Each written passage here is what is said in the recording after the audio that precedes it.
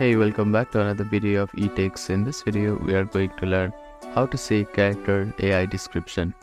First of all, open up your preferred web browser and head over to character.ai. Make sure that you are logged into your account. After that, choose the character that you want to see a description of. After selecting a character, you can see their profile here.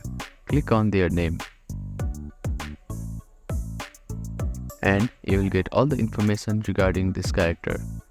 So that is how you can see the description of character in Character AI. Thank you for watching this video. Please do not forget to like, share and subscribe to our channel, and comment down if you have any queries.